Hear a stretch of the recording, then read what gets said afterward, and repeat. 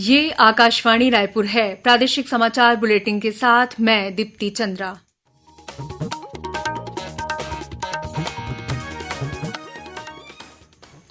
और अब पेश है आज के मुख्य समाचार। रायपुर सहित देश भर में आज रोजगार मेलों का आयोजन किया गया।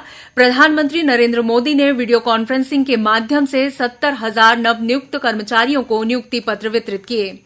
छत्तीसगढ़ विधानसभा का मानसून सत्र 18 जुलाई से होगा शुरू। सत्र के दौरान कुल 4 बैठकें होंगी। नगर पालिकाओं और त्रिस्तरीय पंचायतों के लिए हो रहे चुनाव के तहत नाम वापसी के बाद कुल 555 उम्मीदवार मैदान में 27 जून को होगा मतदान। और प्रदेश में 15 जून से मलेरिया मुक्त अभियान के साथ ही सघन कुष्ठ खोज अभियान और राष्ट्रीय नेत्र ज्योति अभियान शुरू होगा।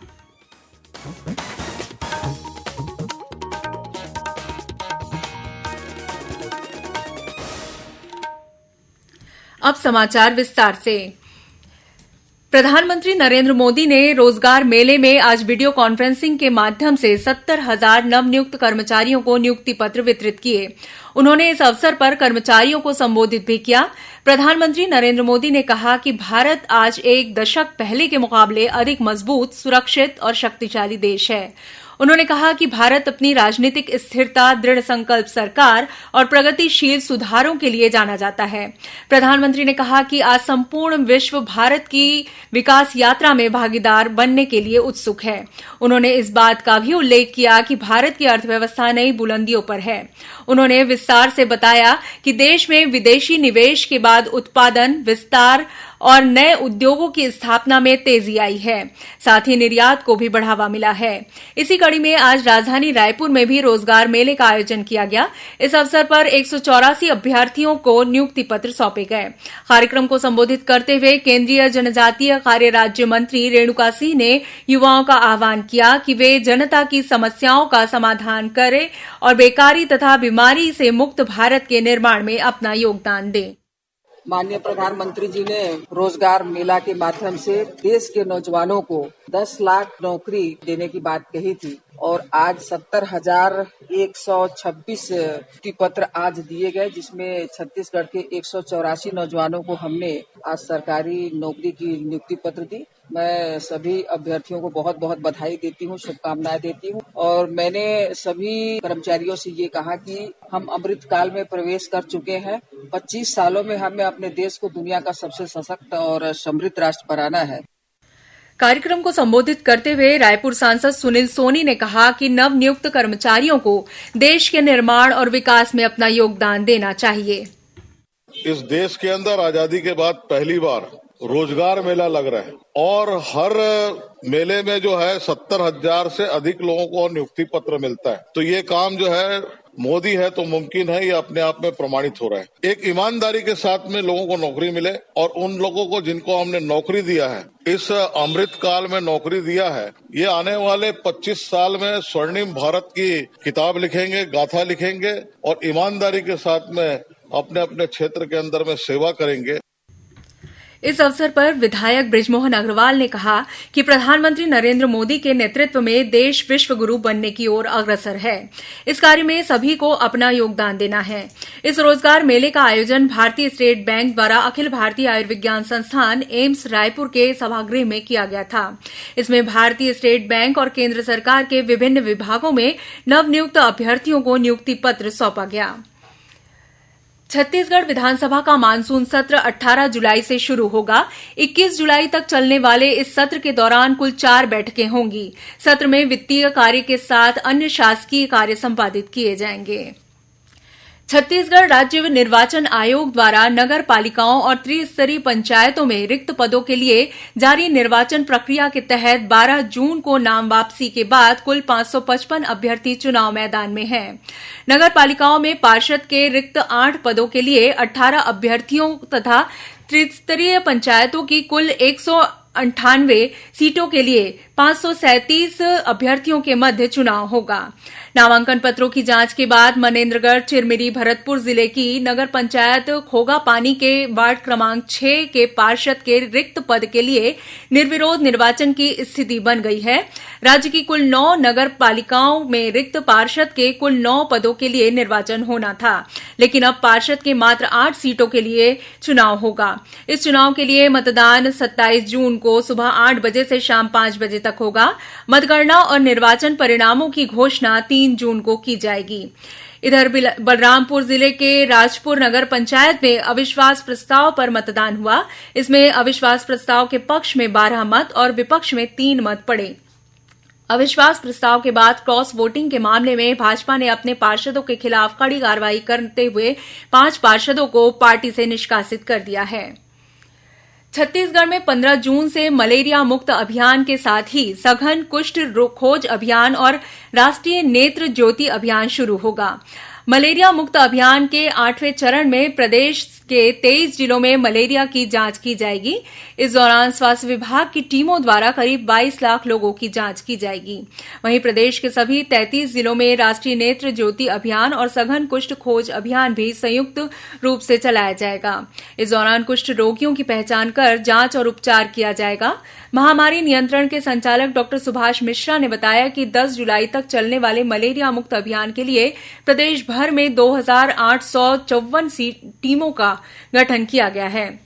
उन्होंने बताया कि बस्तर संभाग के सभी 7 जिलों सहित प्रदेश के 23 जिलों में 25 दिनों तक यह अभियान चलाया जाएगा। प्रादेशिक समाचार आप आकाशवाणी से सुन रहे हैं और अब आगे बढ़ते हैं बाकी के समाचारों की ओर। कांग्रेस की प्रदेश इकाई द्वारा आज अंबिकापुर में संभागीय सम्मेलन आयोजित किया गया। इस सम्मेलन में पार्टी की प्रदेश प्रभारी कुमारी सैलजा, मुख्यमंत्री भूपेश बघेल, स्वास्थ्य मंत्री टीएस सिंहदेव, विधानसभा अध्यक्ष चरणदास महंत और खाद्य मंत्री अमरजीत भगत सहित पार्टी के अनेक नेता और कार्यकर्ता शामिल हुए। सम्मेलन को संबोधित करते हुए प्रदेश प्रभारी कुमारी सैलजा ने कहा कि आगामी विधानसभा चुनाव के लिए कांग्रेस कार्यकर्ताओं को कड़ी मेहनत करनी चाहिए। वहीं मुख्यमंत्री भूपेश बघेल ने कहा कि संभागीय सम्मेलनों के बाद अब पार्टी द्वारा जोन, सेक्टर और बूथ स्तर पर कार्यकर्ताओं की बैठक लेकर आगामी चुनाव के लिए रणनीति बनाई जाएगी। दूसरी ओर भारतीय जनता पार्टी की प्रदेश इकाई द्वारा जनसंपर्क अभियान के तहत आज राजनांदगांव की गायत्री विद्यापीठ में कार्यकर्ता सम्मेलन का आयोजन किया गया। इसमें पार्टी के प्रदेश प्रभारी ओम माथुर, राष्ट्रीय उपाध्यक्ष डॉक्टर रमन सिंह, प्रदेश अध्यक्ष अरुण साव तथा सांसद संतोष पांडे विशेष रूप से शामिल हुए। इस अवसर पर श्री माथुर ने कार्यकर्ताओं का आह्वान किया कि वे लोगों के बीच जाकर केंद्र की एनडीए सरकार द्वारा बीते 9 वर्षों के दौरान हासिल की गई उपलब्धियों के बारे में बताएं। भारतीय जनता पार्टी द्वारा प्रदेश में इन दिनों प्रवेश उत्सव का आयोजन किया जा रहा है। इसी सिलसिले में धमतरी, राजिम, महासमुंद में कांग्रेस और जनता कांग्रेस के नेताओं सहित करीब 1500 लोगों ने भारतीय जनता पार्टी की सदस्यता ली। धमतरी में भाजपा प्रदेश प्रभारी ओम माथुर, भाजपा प्रदेश अध्यक्ष अरुण साव और सांसद चुन्नी लाल साहू की मौजूदगी में इन लोगों को भाजपा की सदस्यता दिलाई गई। प्रदेश प्रभारी श्री माथुर व प्रदेश अध्यक्ष अरुण साव ने भाजपा का गमछा पहनाकर नवप्रवेशी कार्यकर्ताओं का स्वागत किया। इस अवसर पर प्रदेश भाजपा प्रभारी ओम माथुर ने लाभार्थी सम्मेलन में केंद्र सरकार की योजनाओं से लाभान्वित हितग्राहियों का सम्मान किया। भारतीय जनता पार्टी के प्रदेश अध्यक्ष और सांसद अरुण साव ने कहा है कि समर्थन मूल्य पर होने वाली धान खरीदी में राज्य सरकार का कोई योगदान नहीं है। वन मंत्री मोहम्मद अकबर द्वारा धान खरीदी के संबंध में दिए गए बयान पर प्रतिक्रिया देते हुए श्री साव ने कहा कि केंद्र सरकार ने पिछले 4 सत्र में 74,000 करोड़ रुपए धान खरीदी के मद में दिए हैं। श्री साव ने बताया कि केंद्र सरकार पिछले 9 वर्षों में धान का न्यूनतम समर्थन मूल्य बढ़ाती आई है और इस बार भी केंद्र सरकार ने धान का न्यूनतम समर्थन मूल्य बढ़ाया है। गौरतलब है कि वन मंत्री मोहम्मद अकबर ने कल पत्रकारों से चर्चा करते हुए कहा था कि राज्य सरकार किसानों का धान खरीदती है और इसके लिए ऋण लेकर भुगतान करती है। उन्होंने कहा था कि धान खरीदी के लिए केंद्र सरकार द्वारा कोई अनुदान, सहायता या ऋण नहीं दिया जाता है। मुख्यमंत्री भूपेश बघेल आज अंबिकापुर में आयोजित विशेष पिछड़ी जनजाति और वन अधिकार पत्र वितरण समारोह में शामिल हुए। अंबिकापुर के पीजी कॉलेज में आयोजित इस समारोह में मुख्यमंत्री ने लगभग 650 हितग्राहियों को लाभान्वित किया।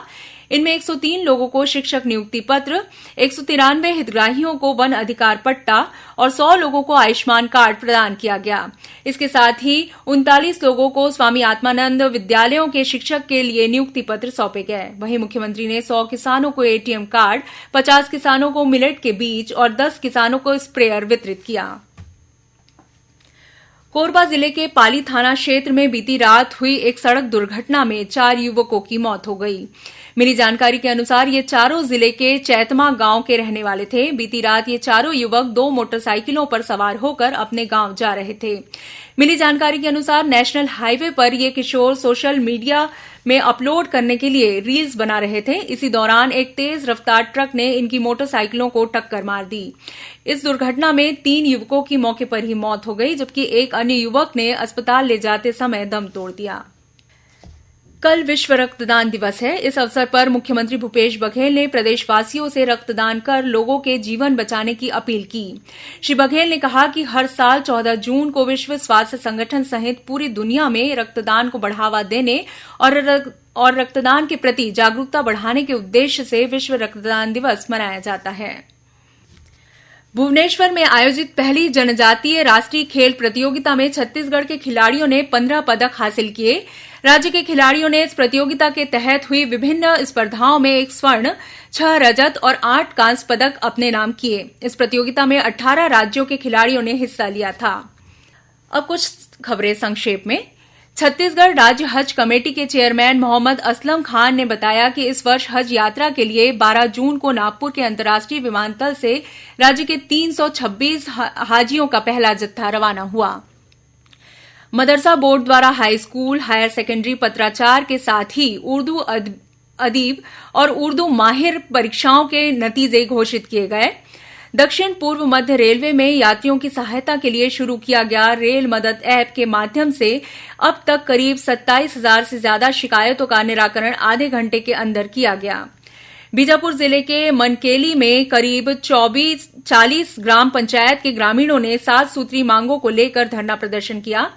छत्तीसगढ़ राज्य महिला आयोग की अध्यक्ष डॉक्टर किरणमयी नायक बलरामपुर के सर्किट हाउस के सभाकक्ष में 16 जून को विभिन्न प्रकरणों का सुनवाई करेगी। बीजापुर में आज भाजपा के पूर्व मंत्री महेश गागड़ा के नेतृत्व में जिला अस्पताल में डॉक्टरों की नियुक्ति और स्वास्थ्य सेवाओं को दुरुस्त करने की मांगों को लेकर भाजपा कार्यकर्ताओं ने चक्काजाम किया। और बीजापुर जिले के तहसील पारा निवासी एक व्यक्ति से पॉलिसी का पैसा वापस दिलाने के नाम करीब 10 लाख रुपए की ठगी करने के मामले में पुलिस ने हिरासत में लिया। अंत में मुख्य समाचार एक बार फिर। रायपुर सहित देश भर में आज रोजगार मेलों का आयोजन किया गया। प्रधानमंत्री नरेंद्र मोदी ने वीडियो कॉन्फ्रेंसिंग के माध्यम से 70,000 नवनियुक्त कर्मचारियों को नियुक्ति पत्र वितरित किए। छत्तीसगढ़ विधानसभा का मानसून सत्र 18 जुलाई से होगा शुरू। सत्र के दौरान कुल 4 बैठकें होंगी। नगर पालिकाओं और त्रिस्तरीय पंचायतों के लिए हो रहे चुनाव के तहत नाम वापसी के बाद कुल 555 उम्मीदवार मैदान में। 27 जून को होगा मतदान। और प्रदेश में 15 जून से मलेरिया मुक्त अभियान के साथ ही सघन कुष्ठ खोज अभियान और राष्ट्रीय नेत्र ज्योति अभियान शुरू होगा। इसी के साथ प्रादेशिक समाचार बुलेटिन समाप्त हुआ। नमस्कार।